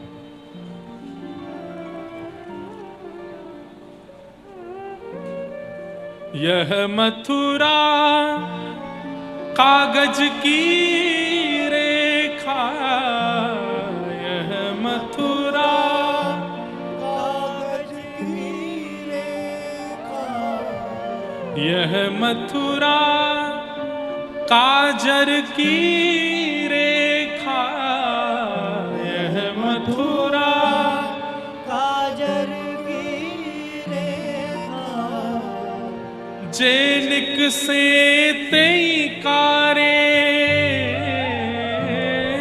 जेनिक से परमानंद स्वामी बिनु ऐसे, परमानंद स्वामी बिनु ऐसे, जो चंदा बिन तारे, जो चंदा बिन तारे, ब्रज के बिरहे लोग बेचारे ब्रज के बिरहे। अरे जिस दिन चंद्रमा नहीं निकलता, तारे भी नहीं दिखते हैं, अमावस्या की रात, काली रात होती है, परमानंद स्वामी बिन ऐसे, ज्यों चंदा बिन तारे, यह मथुरा कागज काजर की रेखा, जे निकसे ते कारे, व्रज के विरही लोग बेचारे। मतलब यह मथुरा काजर की रेखा, जे निकसे के ते कारे का मतलब समझ में आया? सारे ब्रजवासी मथुरा के रास्ते में बैठे रहते हैं और जो निकल के आता है मथुरा की तरफ से, इनको लगता है श्याम सुंदर आ गए, वो कालिया ही आया है, वो कन्हैया ही आया है, और दौड़ करके पहुंच जाते हैं उसके पास। पास जाने पर पता चलता है कि ये तो कोई और है, कृष्ण नहीं है। तब एक दिन ब्रजवासी बैठ करके बोले, हमें तो ऐसा लगे या मथुरा में कोई काजर गिरतो होगा, क्यों जो भी आवे सो कारो कारो लगे, कन्हैया जैसो ही लगे। यह मथुरा काजर की रेखा, जे निकसे ते कारे, व्रज के विरही लोग बेचारे। ठाकुर जी यशोदा मैया की अवस्था को गोपियों के हवाले करके बैठ गए रथ में और निकल गए मथुरा की ओर। निहारते रहे ब्रजवासी रथ को। देखियो अभी कन्हैया को याद आ जाएगी, कूद के आ जाएगो वापस। अरे जा ही ना पावेगो, नेक दूर जावेगो, फिर देखियो रथ लौटा के लिए आवेगो। अरे तू अभी मेरी बात देख, ये अभी ये रथ ते उड़वे वाली धूर जैसे शांत होगी, तू देखियो कन्हैया लौट के आ तो दिखेगो, जा ही ना पावेगो। हमने इतनो प्रेम कियो है, इतनो स्नेह दियो है, कन्हैया हमसे दूर रह नहीं पावेगो। लेकिन सबकी बातें झूठी हो गई, ठाकुर जी नहीं आए। चलते हैं अपने भवन की ओर, पर गर्दन पीछे ही है कि आ रहे होगो, आ रहे होगो। अरे हवा के झोंके से जो मथुरा के मार्ग के पेड़ भी हिलते हैं तो रुक जाते हैं, बोले आ रहे होगो, नहीं आते। और परसों का इंतजार करते करते करते करते करते करते करते आगे कथा में आप सुनो कि बरसों बीत गए, नहीं आए ठाकुर जी। भगवान मथुरा पहुंचे, मथुरा जाकर के कुबलिया पीड़ हाथी का उद्धार किया, रणभूमि में प्रवेश करके बड़े बड़े मल्लों के साथ युद्ध करके सबको अब भगवान का ऐश्वर्य दिखेगा आपको, भगवान की माया दिखेगी आपको। अब बाल कृष्ण नहीं है, अब ये योगेश्वर कृष्ण है, अपनी माया से अपने प्रभाव से सब नष्ट करते चलेंगे। 50 सिद्धि ऊपर पहुंच गए, महाराज कंस को दोनों भुजाओं में उठा करके पृथ्वी पर पटक दिया, वध कर दिया उनका। कारागृह में प्रवेश करके अपनी जन्मदात्री मां देवकी को मुक्त किया, हृदय से लगाया। उग्रसेन नाना को मथुरा का राजा बनाया, कंस के पिताजी को राजा बनाया, और भगवान ने सब व्यवस्थित करने के बाद वसुदेव जी से जाकर के कहा, पिताजी अब मैं गुरुकुल पढ़ने जाऊंगा। और भगवान लगभग 12 वर्ष की अवस्था में पहली बार गुरुकुल पढ़ने के लिए गए, सांदीपनी उपाध्याय जी के पास। कहां? अवंतिका, उज्जैन। और वहां जाकर के भगवान ने गुरुकुल में अध्ययन किया। वहीं भगवान को परम सखा सुदामा जी मिले। वर्षों तक वहां अध्ययन करने के बाद ठाकुर जी कुछ वर्ष पढ़ने के बाद वापस आए, मथुरा आए। मथुरा में भगवान का दिव्य स्वागत हुआ।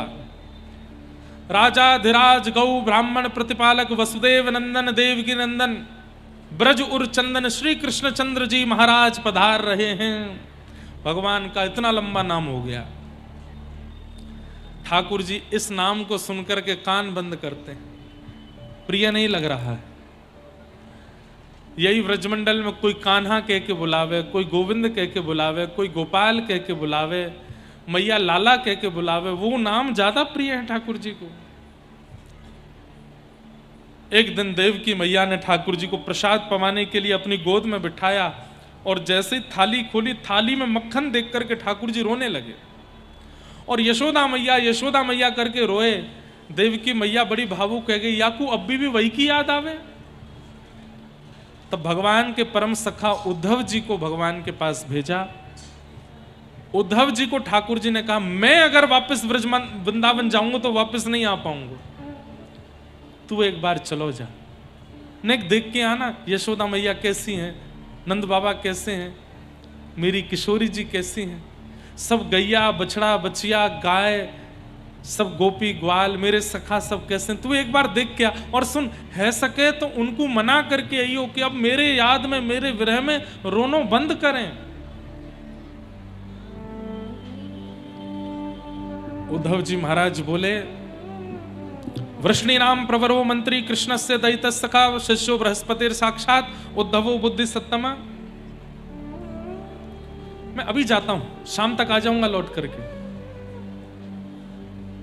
भगवान ने अपना मोर पिच्छ निकाल करके उद्धव के मुकुट में लगाया, अपनी काली कमली उतार करके गले में पहनाई। उद्धव बोले, ये क्यों? बोले, या के बिना जाएगो तो ब्रजवासी तोते बात ना करेंगे, पहन के जा। और सुन, कब आएगो? बोले, शाम तक आ जाऊंगा। बोले, जल्दी आइयो, मैं तेरी प्रतीक्षा कर रहा हूं। और मेरी मैया को जाकर के बताइयो, मुझको बहुत याद आवे।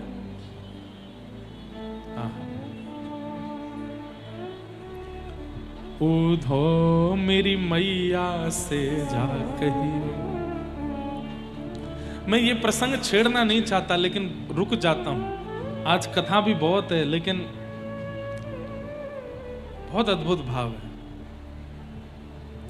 मैं कहा करता हूं कि सबका विरह सबने देखा है। श्री राधा रानी का विरह सबने देखा, ब्रजवासियों का विरह, यशोदा मैया का विरह, नंद बाबा का विरह, गोपियों का विरह। अब भक्तों की बारी आती है तो मीराबाई का विरह, सक्कूबाई का विरह, जनाबाई का विरह, सबका विरह गाया गया व्यास मंच से। पर उनका विरह नहीं गाया जो विरह सह करके भी मुस्कुरा रहे हैं, श्री कृष्ण। उन जैसा विरही कोई नहीं है। उधो मेरी मैया से जा कहियो, तेरो लाला दुख पावे। मेरी मैया से जा कहियो, उधो मेरी मैया से जा कहियो। उद्धव, उनको ऐसा लगतो होगा कि मैं सोने के सिंहासन पे सोऊं, मैं तो दिन रात प्रसाद पाऊं, मैं तो तांड पट्टा आनंद करूं। उन सबन को ये सब चीज लगती होगी मेरे बारे में, लेकिन तू जाके बताइयो, मैं प्रसन्न नहीं हूं। मुझको 24 घंटा व्रज की याद आवे। को न मुख धोवे ताते जल। अरे मां यशोदा मैया नवावे ना है उद्धव, यहां तो रोज स्नान करनो पड़े, रोज अपने आप नहानो पड़े। मैं छोटो सो होतो ना यशोदा मैया मुझको नवायो ना करती तो गरम गरम जल को अपनी साड़ी में नेक लेके मेरो मुंह पहुंच देती, आंख पहुंच देती और बालन ने संभाल के बोलती है क्यों मेरो राजा लाला तैयार, बस इतना ही नहानो पर्याप्त है। मैं कहता हूं मैया दाऊ दादा नहावे, सबरे बालक नहावे, तू मुझको नहावे क्यों ना है? तो मैया कहती अरे बुरे बाबड़े से बिना नहाए तो तुमको नजर लग जाए, नहा लेगो तो कहा होएगो, ज्यादा सज धज के रहेगो सबरी गोपीन की नजर लग जाएगी, तू बुरा सोई बनो रह कर।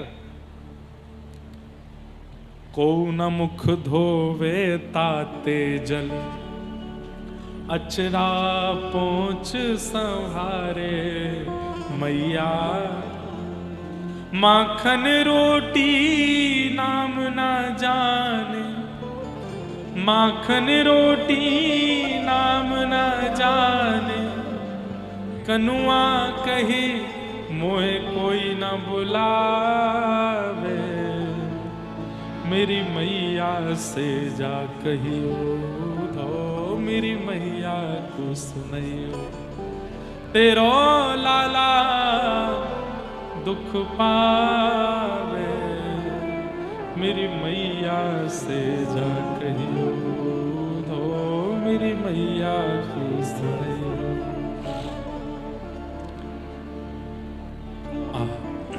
उद्धव जी महाराज पहले तो ठाकुर जी को समझा रहे हैं, अरे भगवान आप रोते क्यों हैं? आप परमात्मा हैं, आप भगवान हैं, सारे विश्व को मोह से अलग करने वाला खुद रो रहा है। ना ना ये आपको शोभा नहीं देता, रोइए मत। मैं जाता हूं ना, समझा के आता हूं ब्रजवासियों को। उद्धव जल्दी आइयो, अरे मैं शाम तक आ जाऊंगा। तो ठीक है। उद्धव जी गए वृंदावन। यहां पर आज ठाकुर जी को व्रज छोड़े वर्षों हो गए हैं, लेकिन आज भी उसी जगह पर जहां से ठाकुर जी रथ में बैठे थे वहां आज भी ब्रजवासी बैठे हैं और बस एक टक लगा करके मथुरा की ओर देख रहे हैं। इतने वर्षों बाद भी उद्धव जी महाराज का जैसे रथ आता दिखा, मानो जैसे सब ब्रजवासियों के प्राण आ गए हों, जैसे मानो किसी प्यासे को पानी मिल गया हो, किसी कोई श्वास के लिए व्याकुल हो उसको श्वास मिल गई हो। अरे कन्हैया आ गए हो, कन्हैया आ गए हो। आधे ब्रजवासी उल्टे ब्रज की ओर दौड़े, सबको बताने के लिए कृष्ण आ गए। आधे ब्रजवासी रथ की ओर दौड़े कि रथ से उतार के गोदी में लेकर के लाला को जाएंगे। अरे हमारो कन्हैया आ गए हो, हमारो लाला आ गए हो। 4-5 ब्रजवासी गए नंद भवन के बाहर जाके हल्ला बोले, अरे यशोदा मैया तेरो लाला परसों की कह के गए हो, लेकिन कोई बात ना, बरसों बाद आ गए हो है मैया, वा को रथा तो दिखाई दे रहा है। ढोल बज रहे हैं, नगाड़े बज रहे हैं, उत्सव मन रहा है ब्रजमंडल में। कन्हैया आ गए। असंख्य ब्रजवासियों ने रथ को चारों ओर से घेर लिया। रथ में पर्दे लगे थे। पर्दा हटा करके जैसे ही उद्धव जी नीचे उतरे, एक भी ब्रजवासी ने उद्धव को नहीं देखा, सब ऊपर की ओर देख रहे हैं। अब ये तो सेनापति महामंत्री निकले, अब लाला तो अब निकलेगो। उद्धव जी बोले सबको जय श्री कृष्ण, भैया राम राम है, तूने शांति रख, लाला आ रहा हमारो। बोले कौन लाला? कन्हैया निकलेगो या में ते? बोले वो नहीं आए हैं। आप सब ब्रजवासियों की बहुत याद आती रहती है उनको, रात दिन बहुत व्याकुल रहते हैं आप लोगों के लिए। अब विद्वान तो अपनी भाषा में बोलेगा, प्रेमियों की तरह थोड़ी बोलेगा। रात दिन आप लोगों को बहुत व्याकुलता से स्मरण करते हैं, कभी कभी उनके नेत्र भी सजल हो जाते हैं, लेकिन आप लोगों को बहुत याद करते हैं। तो आज उनको बहुत याद आई तो उन्होंने मुझे भेजा है आप सब लोगों को बताने के लिए। मैं आप सबको ये समझाने आया हूं, जगत नियंता जगदाधार परब्रह्म परमात्मा श्री कृष्ण हैं। खम्बायु अग्निम सलिलम महिम च ज्योतिम से सत्वानि दृशो द्रुमादिन सरित समुद्राम से हरे शरीरम यत्किंच भूतम प्रणमेत अनन्यम। अणु से लेके कण से लेकर के ब्रह्मांड के ऊंची शिखरों तक सब श्री कृष्ण है। अब ये ब्रजवासी और यहां उद्धव ज्ञान दे रहा है उनको। बोलो बस कर दे भैया, अब तेरी भाषा बोली पूरी है गई हो, तो एक शांत है जा। कहा कही तेने कन्हैया को याद आई तो को भेज दियो। एक दूसरे से बात करके बोले भैया हम तो ठगे गए हैं या कन्हैया के द्वारा। अरे याद इतनो प्रेम कोई और ते कर लियो हो तो कम से कम वह प्रेम को ऋण चुकावे के काजे आतो। या कन्हैया को आज याद आई तो स्वयं नहीं आयो, अपनो सखा भेज दियो हमारे पास। और फिर से ब्रजवासियों की स्थिति वही। उद्धव जी महाराज बोले यशोदा मैया का भवन कहां है, नंद भवन कहां है? मधुमंगल बोलो ये नदी को उद्गम स्थल जहां है वो यशोदा मैया को घर है। बोले किसी घर से नदी का उद्गम नहीं होता भैया, आप हमसे मजाक क्यों कर रहे हो? ये नदी का उद्गम स्थल। तो बोले क्योंकि ये नदी नहीं है, लाखों करोड़ों ब्रजवासियों के कृष्ण विरह में आंखों से निकलने वाले आंसू ही नदी बन के बह रहे हैं। यशोदा मैया के नंद भवन को घेर करके और पीछे के आंगन में सब ब्रजवासी बैठ करके कृष्ण विरह में रोते हैं, उनके आंखों के आंसू ही ये पनारे बन करके नदी बन के बह रहे हैं। चले जाओ, तुम ज्ञानी हो, ज्ञानियों के समझ में आने वाला विषय नहीं है, ये प्रेम की बात है। उद्धव जी महाराज को पहला झटका तो यही लगा कि कोई किसी के विरह में इतना रोता है कि नदी बन जाए। आगे यशोदा मैया से मिले, गोपियों से मिले, सबकी भावनाएं देखते देखते देखते देखते देखते स्थिति ये हो गई 6 महीने हो गए उद्धव जी को, और 6 महीने से उद्धव जी व्रजमंडल में ही पड़े। ना वस्त्र बदले हैं, ना कुछ खाया है, ना कुछ पिया है, ना स्नान किया है। केश जटा जैसे बन गए, बड़ी बड़ी दाढ़ियां हो गई हैं और आंखें रो रो करके सूज गई उद्धव जी महाराज की। अपने आप को ब्रजवासी समझने लगे, उन व्रज की विरहणी गोपियां समझने लगे, और कृष्ण विरह में हा नाथ करके उद्धव जी महाराज रोने लगे व्रजमंडल में। 6 महीने बाद किशोरी जी की कृपा से याद आई, और याद आया मैं तो उद्धव हूं, मैं तो कह के आया था कि शाम तक लौट के आ जाऊंगा। दौड़े मथुरा की ओर, बिना रथ के ही दौड़े हैं। ठाकुर जी छत पर रोज खड़े होकर के प्रतीक्षा करते हैं कि उद्धव आ रहा होगा, और आज जब गिरता पड़ता दौड़ता भागता हुआ आ रहा है, बड़ी बड़ी दाढ़ी हैं, जटा जैसे केश हो गए हैं। उद्धव को आते देखा, ठाकुर जी छत से तुरंत नीचे आए, दौड़ करके बीच रास्ते में ही उद्धव को हृदय, उद्धव ये क्या हुआ तुझे, ये तेरी हालत ऐसी कैसे हो गई? उद्धव जी मानो किसी विरही गोपी की तरह ठाकुर जी को हृदय, मेरे श्याम सुंदर मिल गए, मेरे प्राणनाथ मिल गए, मेरे जीवन नाथ मिल गए, मेरे अरे उद्धव मैं कृष्ण, तू उद्धव है? नहीं, मैं गोपी हूं, मैं व्रज की एक गोपी हूं, मेरे श्याम सुंदर मुझे छोड़ के चले गए हैं। कभी माखन खावे आ जाएं, कभी मेरा हाथ पकड़ लें, कभी कंकड़ मार दें मेरी मटकी पे, अब पता ना कहां चले। अरे मैं सामने खड़ा हूं उद्धव, तू गोपी है, तू गोपी नहीं है, तू उद्धव है। जैसे तैसे उद्धव संभाले। उद्धव जी महाराज को जब होश आया, चरणों में गिर गए, नाथ महादेव को बुलाइए, ब्रह्मा जी को बुलाइए, और अभी इसी वक्त परब्रह्म की पदवी का त्याग कर दीजिए, किसी और को परब्रह्म बना दीजिए। इस पूरे ब्रह्मांड का संचार का दायित्व किसी और को दे दीजिए। ये ब्रह्मांड आपके लिए नहीं, आपके लिए केवल व्रज वृंदावन, वो ब्रजवासी हैं, उनके पास ही रहिए, उन्हें छोड़ के मत जाइए नाथ। यशोदा मैया और सब ब्रजवासी वो आपके प्रेमी हैं, आप वहीं चलो।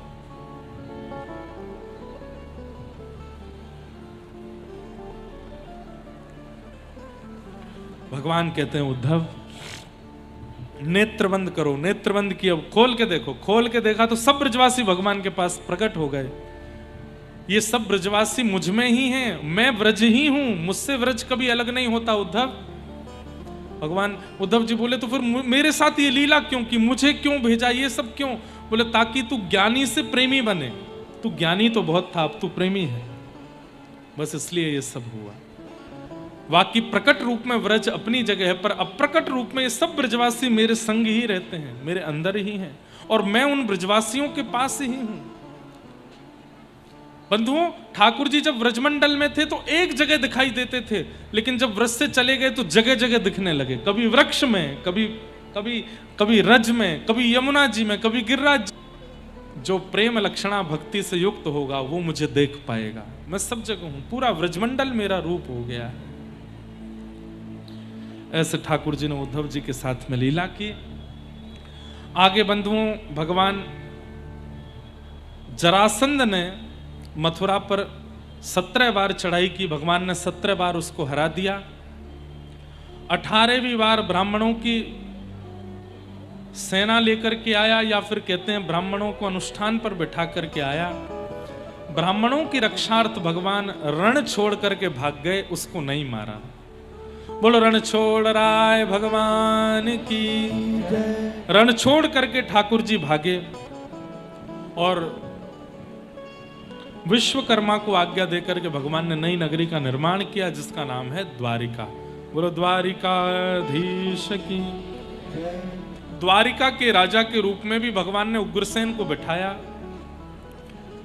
वसुदेव जी ने बलराम जी का विवाह रेवत राजा की पौत्री के साथ में किया और रेवती रमण हो गए श्री बलराम जी महाराज। कौंडन्यपुर के राजा भीष्मक की पुत्री रुक्मणी जी के साथ भगवान का प्रथम विवाह हुआ। जामवती के साथ द्वितीय विवाह हुआ। सत्यभामा के साथ तृतीय, कालिंदी यमुना जी के साथ चतुर्थ, मित्रविंदा के साथ पंचम। इस प्रकार भगवान के अष्ट विवाह। भौमासुर राजा के यहाँ से 16,100 राजकुमारियों को मुक्त करके भगवान ने उनसे विवाह करके 16,108 विवाह किए। ये 16,100 वेद मंत्र हैं, उपासना कांड के मंत्र हैं, जो भगवान की पत्नी बनकर के आए हैं। सबके साथ भगवान ने विहार किया। अब मैं सूक्ष्म में कथा को विश्राम तक ले चलूं। आगे राजा नृण की कथा आती है। नारद जी भगवान का दिनचर्या देखने जाते हैं, गृहचर्या का दर्शन करते हैं। यहाँ पांडवों ने निमंत्रण किया, अश्वमेध यज्ञ में बुलाया है, राजसूय यज्ञ में। भगवान भीम के द्वारा जरासंध का उद्धार करा करके यज्ञ में पहुंचे। वहां जाकर के शिशुपाल का उद्धार किया और पांडवों का यज्ञ पूर्ण कराया। भगवान के सखा सुदामा जी मिलने के लिए आए। भगवान ने उनको सर्व संपत्ति युक्त करके भेजा। अपने बालकों को भगवान समय समय पर ज्ञान उपदेश करते रहते हैं।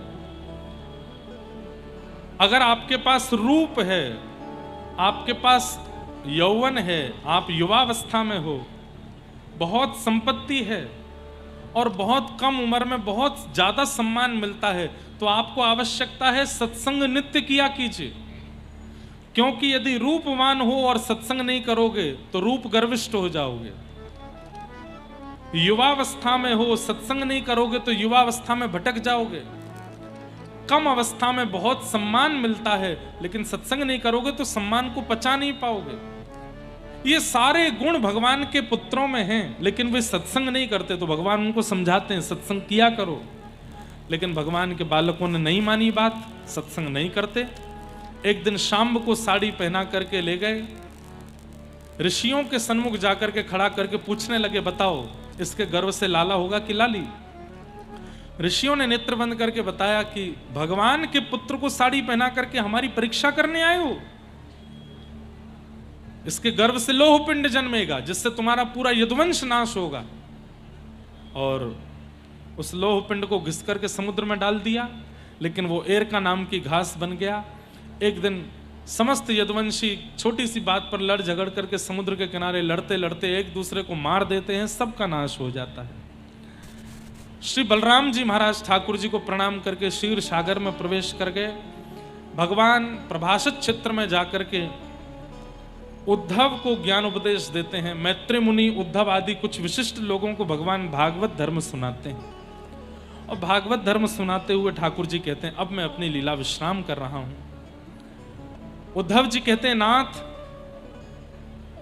आपका अनुभव यदि हमको करना होगा तो हम भक्त कहां जाएंगे? तब भगवान कहते हैं, उद्धव मेरी ओर ध्यान से देखो। एक दिव्य ज्योति में प्रकट होकर के आकाश में 7 बार भ्रमण करते हुए ठाकुर जी श्रीमद् भागवत में विराजमान हो गए। तिरोधाय प्रविष्टोयम श्रीमद् भागवतार्णवम। चतुश्लोकी भागवत, उस चतुश्लोकी भागवत में भगवान का विराजमान हुआ। उसी चतुश्लोकी भागवत को नारद जी ने जाकर के वेद व्यास जी को दिया और व्यास जी ने उसका विस्तार करके 18,000 श्लोकों में निर्मित किया। इसलिए श्रीमद् भागवत साक्षात भगवान का वांग्मय विग्रह है। इसलिए इनको श्रवण करते समय यह विचार नहीं करना चाहिए कि कोई ग्रंथ, किताब या पोथी है।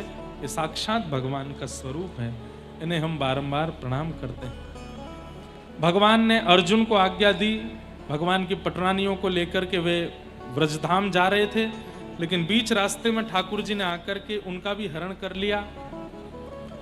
अर्जुन ने जाकर के भगवान के स्वधाम गमन का समाचार पांडवों को दिया। पांडवों ने परीक्षित को राजा बनाया। पांडव स्वर्गारोहण को गए। परीक्षित राजा ने एक दिन कलयुग को मिलकर के उसको 5 स्थान दिए। राजा परीक्षित को स्वयं भटकना पड़ा। 7 दिन में मरने का श्राप लगा। सुखदेव जी ने आकर के 7 दिन की कथा सुनाई। आज 7वां दिन।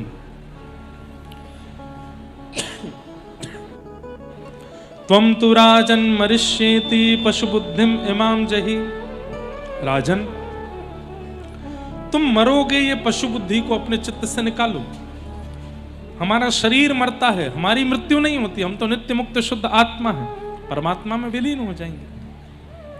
इस प्रकार ज्ञान उपदेश करके श्री सुखदेव जी महाराज भी वहां से प्रस्थान कर गए और तक्षक सर्प ने आकर के परीक्षित का स्पर्श किया। परीक्षित भी भगवत धाम को एक सुंदर विमान में बैठ करके प्रस्थान कर गए। इस प्रकार श्रीमद् भागवत जी का संपूर्ण भाव सुनाया। मार्कंडेय ऋषि ने भगवान के प्रलयकालीन रूप को, माया को देखने का अनुभव, एक दिन मैंने कथा सुनाई थी और मार्कंडेय जी को भगवान ने संपूर्ण माया का दर्शन कराया। आदि आदि सब भाव, सबको हम प्रणाम करते हैं। भागवत जी के अंतिम 2 श्लोकों का गान सब लोग मेरे साथ करेंगे। सब लोग मेरे साथ बोलिए।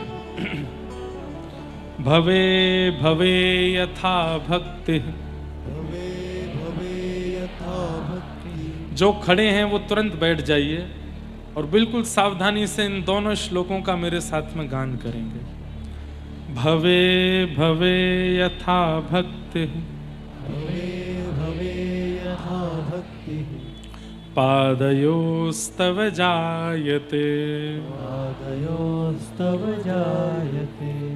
तथा कुरुष्व देवेश। नाथस्त्वं नो यतः प्रभो। नाथस्त्वं नो यतः प्रभो। नाम संकीर्तनं यस्य। नाम संकीर्तनं यस्य। नाम संकीर्तनं यस्य। नाम संकीर्तनं यस्य। सर्वपाप प्रणाशनम्। सर्वपाप प्रणाशनम्। प्रणामो दुःख समनः। प्रणामो दुःख शमनः। तं नमामि हरिं परम्। नाम संकीर्तनं यस्य। नाम संकीर्तनं यस्य। सर्वपाप प्रणाशनो। सर्वपाप प्रणाशनो। प्रणामो दुःख समनः। प्रणामो दुःख शमनः। तं नमामि हरिं परम्। नमामि हरिं परम्। नाम संकीर्तनं यस्य। नाम संकीर्तनं यस्य। सर्वपाप प्रणाशनो।